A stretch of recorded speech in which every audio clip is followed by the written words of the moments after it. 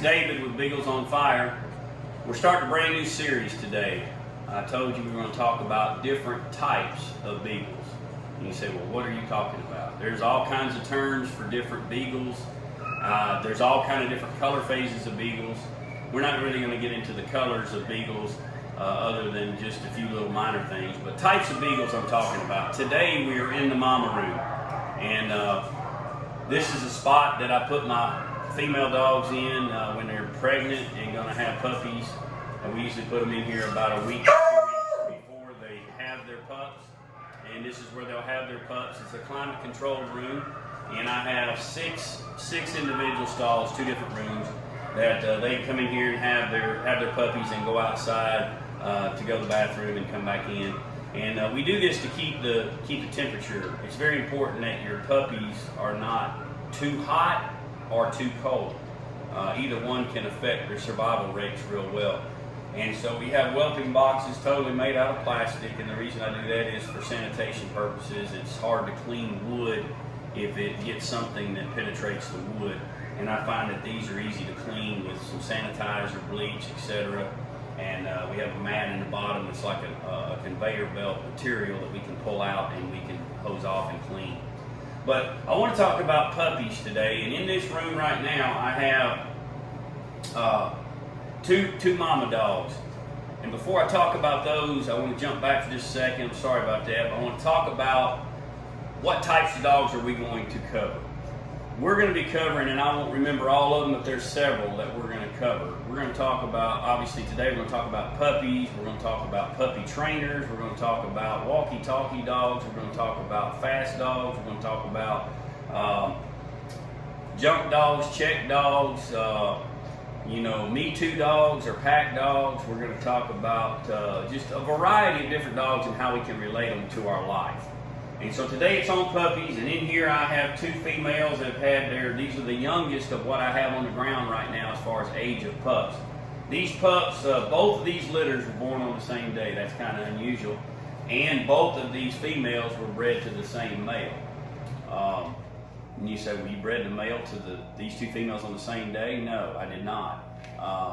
The gestation period on puppies, some of y'all already know this, but it's 58 to 63 days. If you know when they bred and you set your calendar, probably 97, 98% of the time they'll fall within that 5-day period on your map like clockwork. And that's how I know when mine are going to be born, because I know when I bred them. And so I bred one of these one day and the other one the next day to the same male. Uga is the sire to both of these. This is Oreo on the left. And Oreo has, I believe there's 6 pups in there. And Oreo, this is her first litter.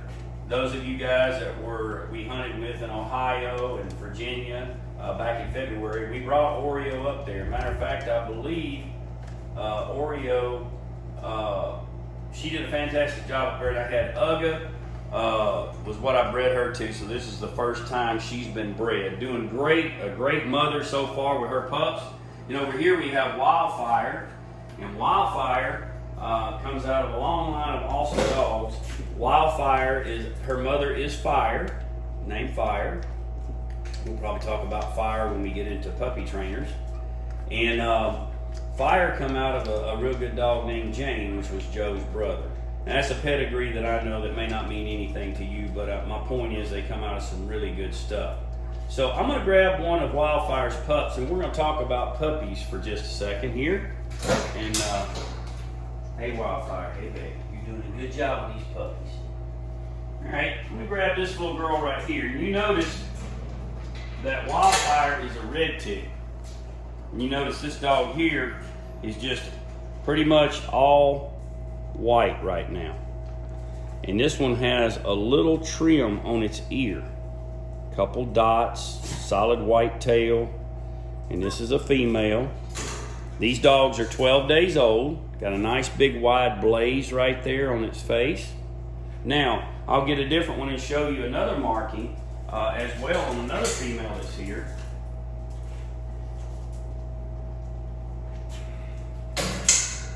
So, this is another female. And this one has a lot of white on its ear right here. It also has this white blaze on its forehead, a couple of dark spots on its back. His tail's got a white tip on it. And so there's some different ones. This is a male. Now there's another female in there that has white on its ear and has a ring on its tail. My whole point to this is to say that even though all these come out of the same litter, they don't all look alike. They've got some unique markings to be able to tell them apart. And not always does your litter have so obvious. If you had solid red ones, you've really got to look close to tell a difference. A lot of times black and tans are hard to tell apart. But we're all made in the image of God, but we all have unique features to us. There's no one else that looks exactly like you unless you're identical twins, and we have a set of identical twins that are granddaughters, and we still can tell them apart.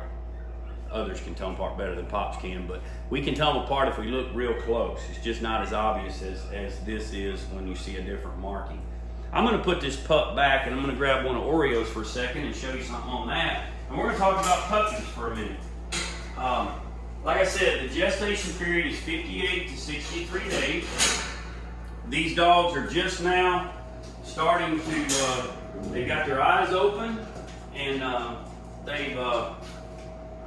they're eating good. Nice, fat, chunky, healthy puppies right now so far. See if this one here, this female here's got her eyes open out of Oreo. If you can see her eyes right there. But it takes 10 to 12 days for them to get their eyes open. This one has a couple of marks on the back, kind of looks like snake eyes right there, and then a white tip on the tail. And you notice that the red ticks were solid white, and this one here is black and white, and this one may tick up to be blue tick. You know, you got blue ticks, red ticks, and different ticks on the dogs we call. But when they're born, they're not born with that ticking. They usually start ticking up at about 3 weeks and start getting more and more ticks as it goes along. I remember one of my favorite dogs named Sandy. Let me put this pup back with Mama, we'll talk about it. One of my favorite dogs who's deceased and moved on, as some people say, crossed the Rainbow Bridge. But one of my favorite dogs was a lemon tick beagle. Easy, Oreo. Lemon tick beagle. And you know, when she was born, she was mostly white with a couple of little brown lemon spots on her. And I thought, what is this dog? It come out of 2 blue ticks. And I'm like, what is the deal here? And then at about 3 weeks old, she started looking real dirty. And I thought, what has got all over her? And then I realized that she was ticking up. That was years ago. I realized she was ticking up. So, you know, the point to all that is this. When we're born, we change as time goes on. Our physical features can change. You know, for one, to apply it to a daily life is, you know, we don't always, when we don't understand things and when we're just young, so to speak, in the faith or whatever, our eyes are not open. You know, and we've got some people that are running around that are old in age, as far as supposed to be mature, but they're blinded. Their eyes are not open. We need to have our eyes open to the things that we need to do. So in the pups, it takes 10 to 12 days to have their eyes open. And, you know, all they know how to do is they know how to eat, and they know how to make a mess in the box there, and know how to whine when Mama's not there to give them milk. But even though I know what's in these pups, as far as the blood that's in these pups, am I going to get out what's in there? And what I mean by that is this. They're bred right. They've got the right blood in them. Okay? The mama's doing the right job of raising them, giving them what they need. Now, there's a lot of us that when you talk to people in the world, you know, and you ask them, hey, you know, some people ask the question, do you know you're going to heaven? And their response is, well, you know, my dad was a preacher, my granddaddy was a preacher, my uncle was a deacon, my mom taught Sunday school. You know, that's all good things, but that's not what's going to get you there. And so we can say that we're born into a good family, but does that mean we're going to turn out right? These puppies are going to turn out the way they're going to turn out, determined by a lot of things. Number one, are they healthy? Are they going to stay healthy? Are they going to make it? It's my job to give them the wormer and the things that they need. And there can be things that could happen. I've had a puppy before that drowned in a water bowl. Very weird, freaky thing. I've had all kinds of strange things that have happened that are not normal. But what I have found is beagles are not easy to raise. They're not like a lab where you just throw two together and bam, you got 10 to 12 pups and they all make it. Beagles are harder to raise than most people realize. But what I have found is if you can get them past the 2-week mark, the survival rate jumps way up. Mortality rate in the first 2 weeks is a lot higher than it is after they get on past that mark. But I really like it when they're 6 weeks old and I can give them that first shot and then move them on along. But talking about puppies, they're typically in here till about 3 weeks old, and then we take them out into the wild and we say wild, out into the yard and the outdoors, and put them in a puppy pen with the mama, and they start running around and they start realizing different things. And I'll say this about a dog, okay, as we're talking about dogs. I started with puppies because I want to build into the different types of dogs. I can't look in there and tell you which one's going to be a jump dog, which one's going to be a check dog, which one's going to be a whatever, okay? Some of that's just there. I have to bring that out as a trainer. But my job is to get them from where they are now to where they need to be, and bring out whatever I can in them through the different routines that I do. But I feel like a dog learns more in the first year of its life than it does all the rest of its life. And of that first year, I feel like that they learn more in the first 6 months than they do the whole year. And you say, what do you mean, David? Well, first of all, we just talked about their eyes are open. So now they before they had to smell and feel for mama. Now they're going to be able to see mama. They realize, hey, I can see. You know, there's a song that all of you know. I once was blind, but now I see. I hope that through these videos and through other things that God brings in your life, that your eyes are open to the things you need to see. But as they go out and into the puppy pens, they start to wander out of the doghouse, and they figure out that they got some legs and they can walk. Right now, they just kind of lay in here and don't do a whole lot, get fat and sassy. But as they get out there, they'll start running around a little bit. Next thing you know, they're running around real good. Next thing you know, they're wrestling with their brothers and their sisters. And then all of a sudden, they've got a domination thing that goes on. And we got the leader. And that's another type of dog we're going to talk about, so the lead dog. And so we'll have all that going on, and they'll start to realize, and some things that I do is go in there as they start to eat, which typically it's at about 4 weeks. When I take them out of here, about 3 to 4 weeks old, we start to give them a little bit of regular food. Now we put water on it, make it softer for them because their mouths are not where they can just eat regular food real good. We don't give them a lot, we give them some. But you know, you've got to realize that as you were being brought up in life, you were given the right things. Now how you turn out depends on whether you stay with the training that's given to you. Now, you know, I can train these dogs and I can start them and do the best I can with them. But when I take them out here and I let them go the first time, if they want to run off, there's really nothing I can do. Oh, you said, well, you could shock them. We get into all that different stuff. You can. What if they just keep on running? They had it good. But a puppy sometimes don't know they've got it good. If a puppy got out of its pen, it might not know that there's danger out here. It might not know to go back. That's why a mama dog, you see a real smart mama dog and a puppy gets out, she's going to pick it up. It's kind of funny. I've had people that have not been around dogs, and they're, you know, when these pups are first born, the mama's putting them, she's grabbing them with her mouth. They're like, she's going to eat it. But she's just moving the dog around, moving it where it needs to be. We need to be open because God needs to move us. And if we're parents, we need to move our kids in the areas they need to go to. Some of the things that are related to puppies. But puppies learn to use their nose. Sometimes you throw hot dogs or bread on the ground and they start to sniff around and figure out they have a nose. Well, when you're a dog trainer and you start to get a dog to recognize that they have a nose and that they need to use it, well, then you're starting to make progress. There's really not a lot you can do with a dog except give them wormer and stuff like that, pet them and hold them and all that stuff till they get to be about 8 weeks, 9 weeks old. Now, I leave my mama dogs with my puppies till they're 8 weeks old. At that point, I take them off, and at that point is when I start showing mine some rabbits and different things like that to train them. And at that point, we start to build up a little drive and a little desire. When you're making your cross, you always try to put together the best you can to get the characteristics that you want. And you know, the good thing about us is while we might not have had the best parents, or we might have had the best parents, one thing is for certain. If we want to, and if we are Christians, we have the best sire, so to speak. You know, you call the father that you breed, you call him the sire. You call the female the dam. So most of y'all know that. But we have a heavenly sire, a heavenly father. And you know, the good thing about it is all the characteristics that he has, if we take hold of that and we grasp hold of that, we will turn out to be the type of dog we need to be for his glory.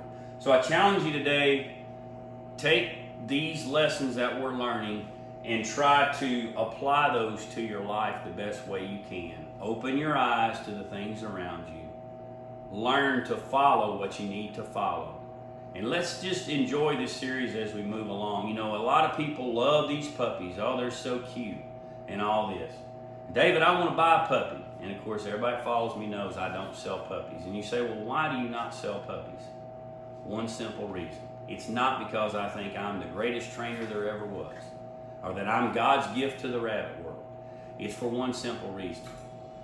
I feel like if I start these dogs and get them going the way they need to go, when they leave here, they will represent the name of Beagles on Fire Kennel. That is what caused us to have the reputation we have. Not bragging on anything we do, just the way that we go about doing things. If I leave the training up to someone else to do, they might do a better job than I do. And they might not do a job at all. Then when you go and you look and you say, where did you get that cute? Oh, it's a cute red tick. How old is he? Oh, he's a year old.